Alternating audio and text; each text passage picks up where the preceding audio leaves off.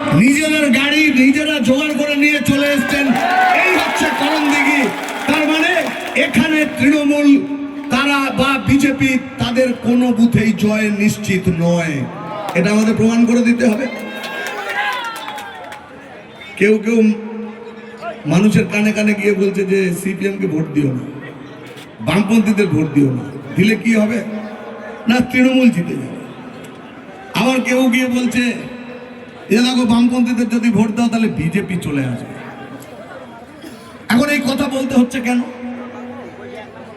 বিজেপির যে প্রাক্তন সভাপতি ও বেশি চেনেও না, ও হঠাৎ কোথা থেকে এলো সভাপতিও হয়ে গেল, সুকান্ত মজুমদার না কি যেন নাম, যাই হোক সভাপতি হয়েছে, কিছুদিন বাদে কি চিনলো কি বুঝলো ও রিটায়ার করে গেল, এখন আবার আরেকজন সভাপতি হয়েছে।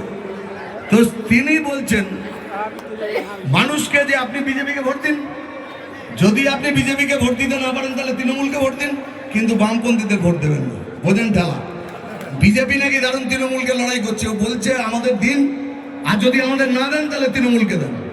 কদিন বাদেই শওকত মোল্লা, দিদির খুব স্নেহধন্য আরেক চিজ দক্ষিণ 24 পরগনা, সে শওকত মোল্লা বলল যে তৃণমূলকে ভোট দাও, যদি তৃণমূলকে ভোট দিতে না হয় না পারো তাহলে বিজেপিকে দিয়ে দাও।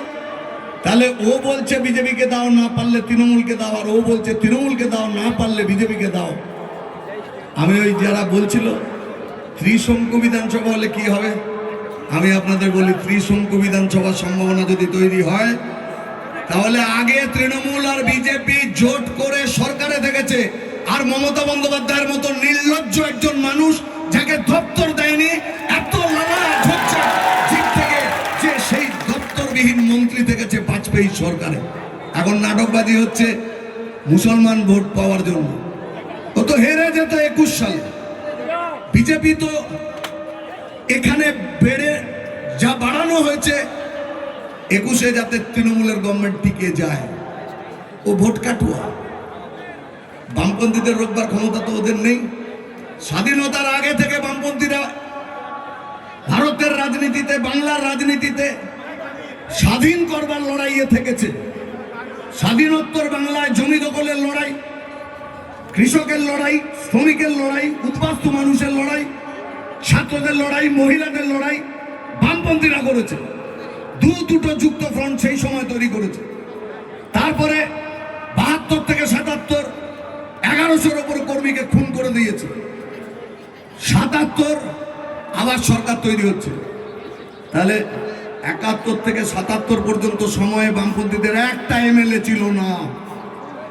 72-এ রিক পোল সব দখল করে নিয়ে ছাপ্পা দিল।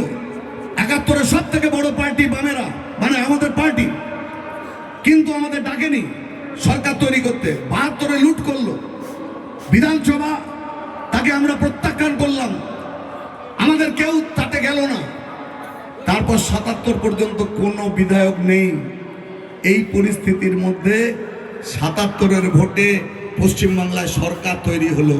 যারা বলে না যে বামেরা শূন্য, আরে 3 দিন আগে তো বিজেপি শূন্য ছিল, ও 77, আর আজকে বিজেপি বলছে 177ও তারা যেতে নাকি পারবে না।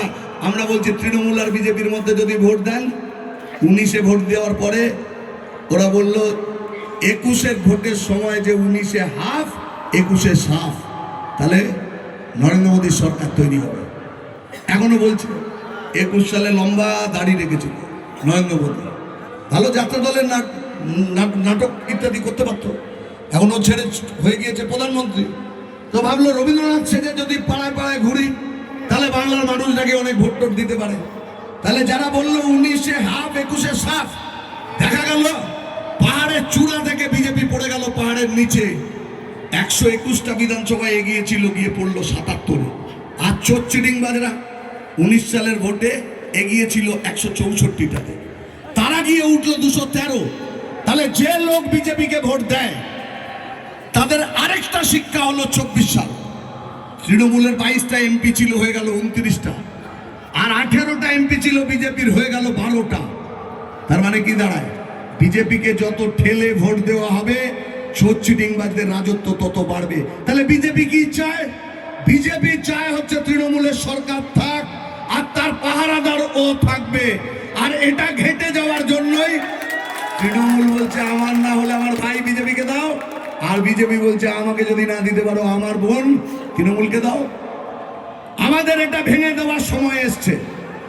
মানুষ বুঝছেন 12 বছর আর 15 বছর ধরে দুটো সরকার ঘাড়ের ওপরে আমাদের জিনা হারাম করে দিয়েছে এই দুটো পার্টি। আর নিজেরা চুরি চামারি করে কি পরিমাণ সম্পদ তৈরি করেছে আপনারা দেখুন।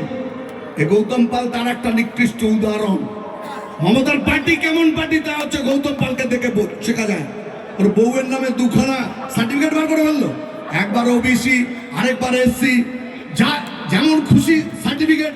সরকারকে কেমন বানিয়েছে, আমলাদের কেমন বানিয়েছে যে ইচ্ছে মতো করে নেওয়া যায়। এইবারের নির্বাচন হচ্ছে পশ্চিমবাংলার রাজনীতিতে বামপন্থার পুনরুত্থানের নির্বাচন। যারা শূন্য শূন্য বলছিল এখন ওদের হাঁটু কাঁপছে, আর তারপরে ভোটের রেজাল্ট যখন বেরোবে অনেকের হার্ট অ্যাটাক হবে। আর সেই ব্যবস্থা করবার জন্য নেতৃত্ব দেবে করণদিঘি। লক্ষ লক্ষ ভোটে করণদিঘির মাটি থেকে শাহাবুদ্দিন, হাজী শাহাবুদ্দিনকে জেতানোর শপথ নিয়ে আজকে এইখান থেকে আপনারা যাবেন। আপনাদের সকলকে আরেকবার অভিনন্দন জানিয়ে আমার কথা শেষ করলাম। ইনকলাব জিন্দাবাদ।